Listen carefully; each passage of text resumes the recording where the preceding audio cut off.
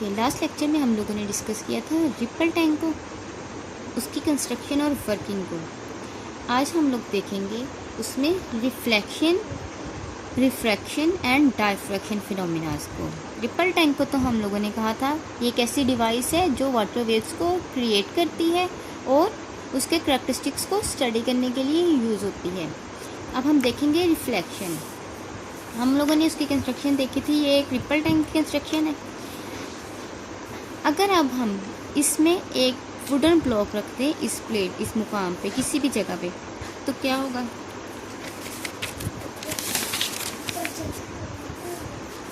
Water waves आ रही हैं, जैसे ही वो उस वुडन ब्लॉक के साथ स्ट्राइक करेंगी तो वो बेंड कर जाएंगी अपनी पोजीशन से।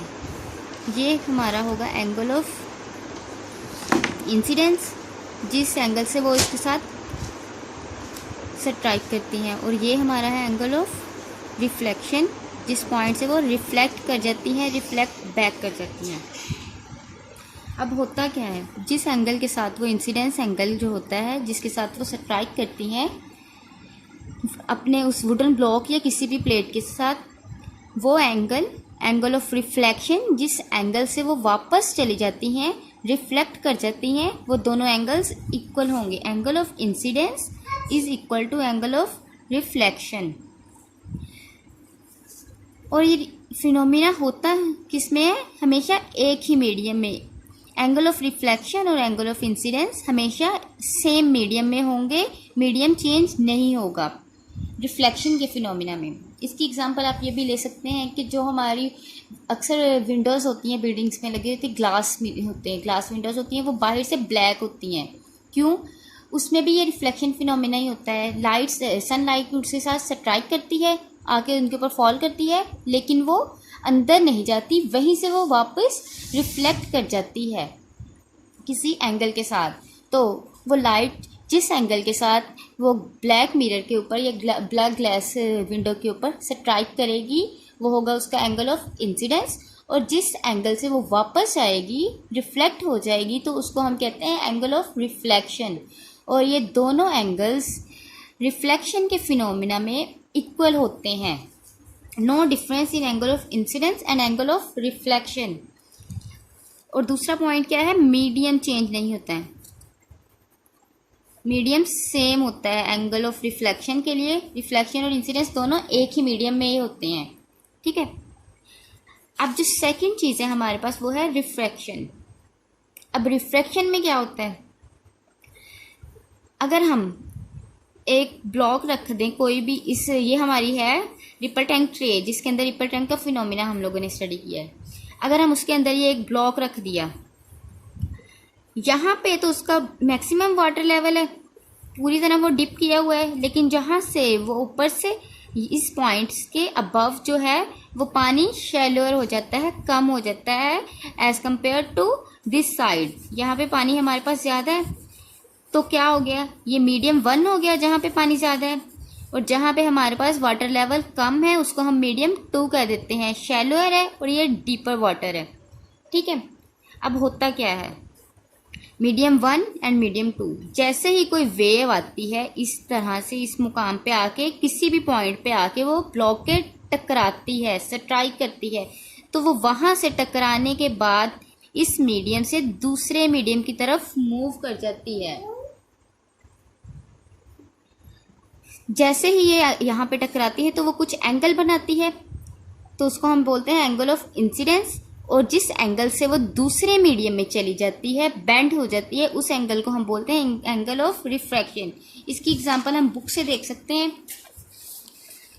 ये हमारे पास दो मीडियम है, मीडियम 1 और मीडियम 2।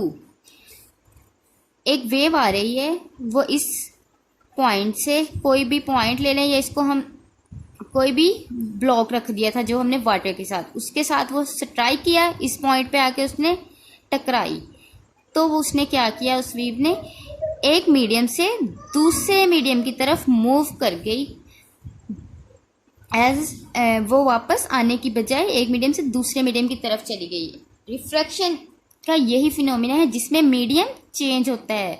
हम लोगों ने पीछे पढ़ा था रिफ्लेक्शन, उसमें वेव मीडियम के पास आउट करने की बजाय, मीडियम चेंज करने की बजाय उसी मीडियम में वापस आ जाती थी स्ट्राइक के बाद। लेकिन इस फिनोमिना में वेव वापस नहीं आती, बल्कि मीडियम, एक मीडियम से दूसरे मीडियम में चली जाती है, पास कर जाती है।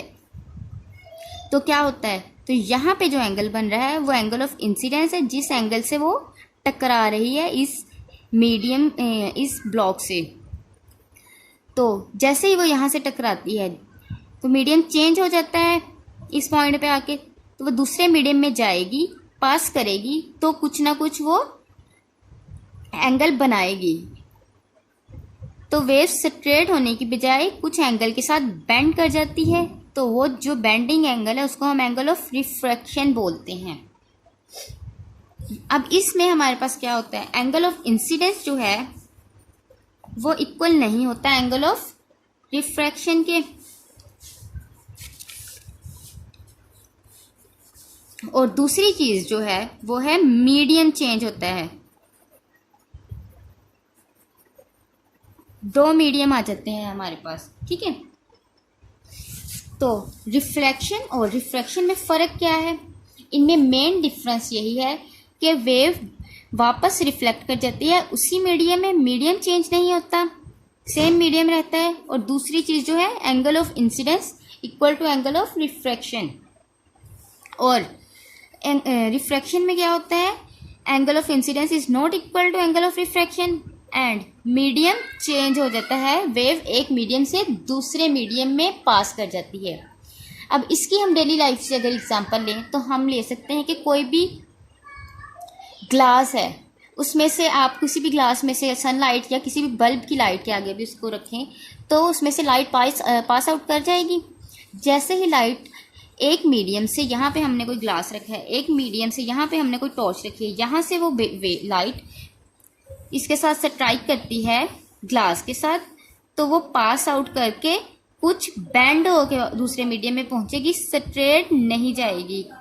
ये भी हम कह सकते हैं कि ये उसके पार्टिकल्स जो होते हैं ग्लास के, तो वो स्ट्रॉन्गली एडहेसिव होते हैं, जिसकी वजह से अगर हम कहें कि इसके अंदर कुछ पार्टिकल्स हैं, किसी ना किसी पार्टिकल से कोई भी मीडियम मिलकर बनता है, जैसे ही ये पार्टिकल से स्ट्राइक करती है तो वो अपनी फोर्स लगा के इसको बेंड कर देते हैं, स्ट्रेट गुजरने नहीं देते, जिसकी वजह से इसमें थोड़ा सा एंगल ऑफ रिफ्रैक्शन बनता है, एंगल ऑफ इंसिडेंस के इक्वल नहीं होता।